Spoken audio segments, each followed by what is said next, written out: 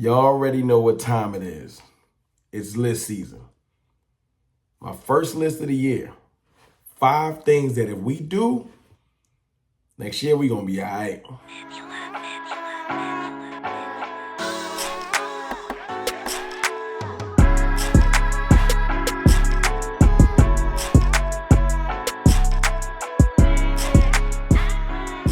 Good people, it's your boy Mr. Rome, Cowboys fan talk. Right back like I never left. What's up with y'all, man? How y'all feeling? I'm feeling stupendous, man. I've been on my world tour of trash talk over there on Twitter, Cowboys_fan talk.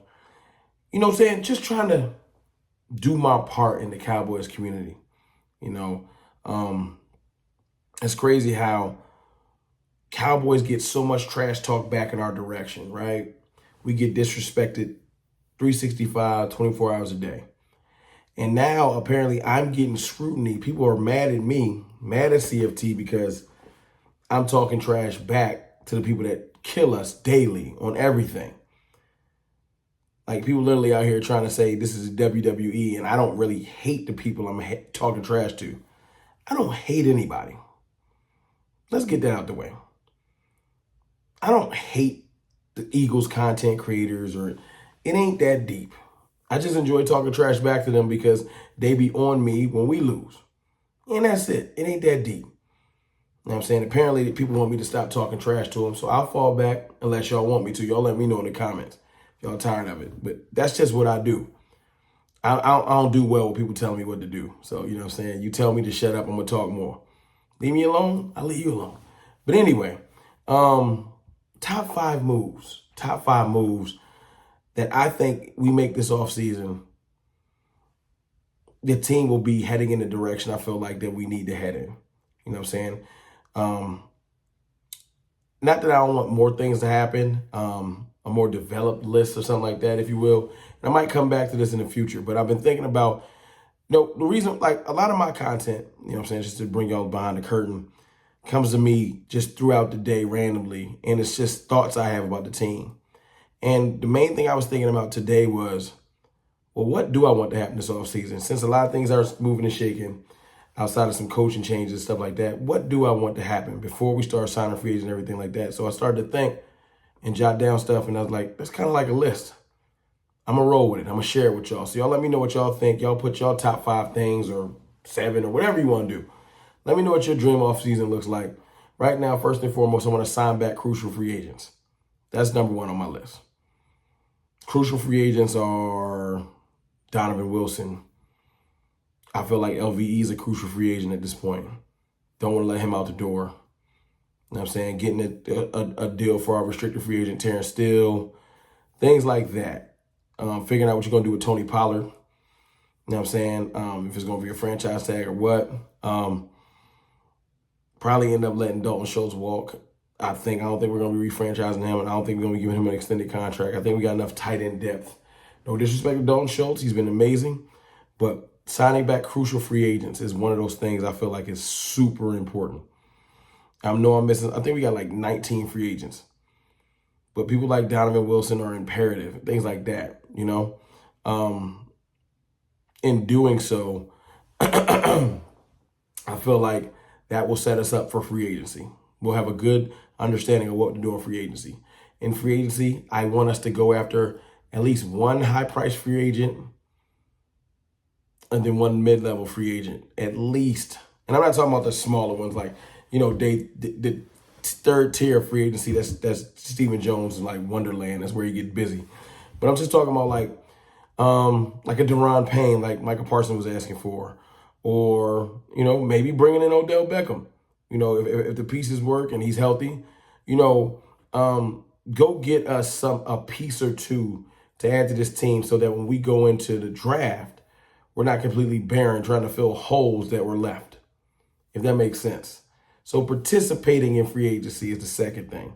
Signing back our crucial free agents, right? Participating in free agency for real, not for play. That's the second thing. The third thing, trade or sign a wide receiver. Trade for or sign a wide receiver. Whether it's trading for Brandon Cooks, Picking up Keenan Allen if he's released, trading for DeAndre Hopkins. Like I said a second ago, signing Odell Beckham. Like, make wide receiver a priority. I think you can't assume that we got anything other than CeeDee Lamb and Michael Gallup if he's fully healed. Everybody else is on the clock. Nobody else should have a solidified spot. Michael Gallup's spot is more solidified because of contract. Unfortunately, the injury didn't allow him to show up properly last year. We're going to see this year because he ain't going nowhere, at least for one more year. So we're going to hope that he's going to show up and maybe be our wide receiver 3, because last year he didn't look like a 2. It just is what it is. He's going to have to show me. No hate to Michael, but, the Cowboys, he allowed the Cowboys to rush him back out there, and I don't think he was ready. He made some great catches, but overall, I don't think he was ready. Not to run the full route tree. But go get a receiver. Go get one. I think Brandon Cooks will fit well. I think Odell could fit well. DeAndre Hopkins obviously is him. Keenan Allen probably could. Go get a veteran and draft a rookie. That's how I'm looking at it. You know what I'm saying? You got to load up the clip, as I've been talking about lately. And then when you get to the draft, in my dream scenario, you can draft BPA. I'm not saying don't draft for need at all. I think drafting for need comes in later in the draft. The first 2 rounds, though, you want to get the best player available. Outside of a quarterback, I know some of y'all are like, well, go get a quarterback. No, we're not getting a quarterback at 26. But if the best player available that comes up is a corner, take him. If it's a guard, take him. If it's another receiver, you take him. If it's Bijan Robinson, a running back, you might take him. It's all about availability of what's the best player on the board and how the draft falls. But if you are pigeonholed like we were last year, now we got lucky because Tyler Smith is an animal, absolute animal, phenomenal rookie year. If you don't get lucky, you can really be short trying to swing at the best player available at a position rather than the best player available, period. You know what I'm saying? If it's an edge rusher that's at 26, you take him. But you don't force yourself to take something because you got a hole that you didn't fill in free agency. Does that make sense? I feel like that's great roster building. You fill most of your holes completely, and then you have a top 3 or 4 positions that you can fall to, and then when it gets to you, you really can work. I just feel like sometimes because we're so stubborn with free agency, we have holes we have to fill, and we force ourselves to take players in times in the draft that we don't need to take them. You know what I'm saying? After that, though, my last thing is make crucial cuts. We got to stop being married to players, man. Post June 1st will be after the draft, of course. And some players should probably be cut before then. Letting players walk. That type of thing. Stop being afraid to have some divorces on the team. We got rid of some coaches. Some players got to go, man. You got to wish Dalton Schultz well. He'll be fine. Let him go, make his career somewhere else. Jordan Lewis might have to get cut. You know what I'm saying? You might not be able to bring back Anthony Brown. It just might not be in the cards. They both coming off injury. There's too much pressure. Having Jordan Lewis and having 2 important pivotal pieces to your secondary coming off injury, you can't depend on that. You know what I'm saying? It's a cold business, but that's just part of it. Probably cutting Tyron Smith. Now, you might be able to bring him back at a more swing tackle type contract, but you can't bring him back for that $13 million this year. You can't unless he's going to start. Now, maybe I'm wrong. Maybe Tyron Smith's going to start and Tyler Smith's going to be a guard and all this will be for naught. But we will see how that goes. Tidbits about that will come out later. If your left tackle's at $13 million, that's good business. That's not that bad. But if your left tackle's a swing tackle at $13 million, that's horrible business. So we're just going to have to see. You know what I'm saying? Maybe Tyron Smith will play left tackle like normal. Tyler Smith will go to guard. And and you'll have Terrence Steele at right tackle, and it is what it is because Tyler Biadasz and Zach Martin played good this year. That's a pretty solid line if everybody's here to play. And Tyron Smith gets a whole training camp without an injury, trying to get his bearings back mid-season. But we're going to have to just see. We're going to have to see. You can't be afraid to cut an Ezekiel Elliott. Sounds weird, but, these are hard decisions you got to make. I just feel like those 5 things, man, signing crucial free agents, participating in actual free agency, not playing around, trading for or signing a wide receiver. Like, throwing real resources at the receiving room.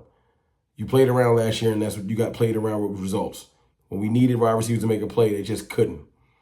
Draft BPA. I feel like you always get good results when you draft best player available. And make crucial cuts, man, whether it's earlier in the offseason, whether it's June 1st, making crucial cuts so that we can allow for other players to step up and allow us more financial flexibility if we need to add someone late in the year. Because, you know, Stephen Jones loved to add people in the summer. But I just feel like we need to give ourselves the best possible scenario to be flexible and aggressive this offseason and not just hope things fall our way, because hoping has gotten us nothing.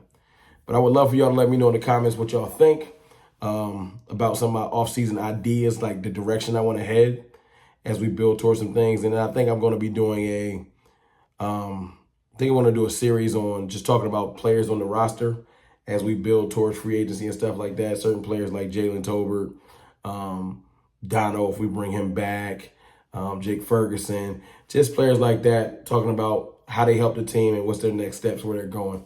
Y'all let me know how y'all feel about that. It's your boy, Mr. Rome.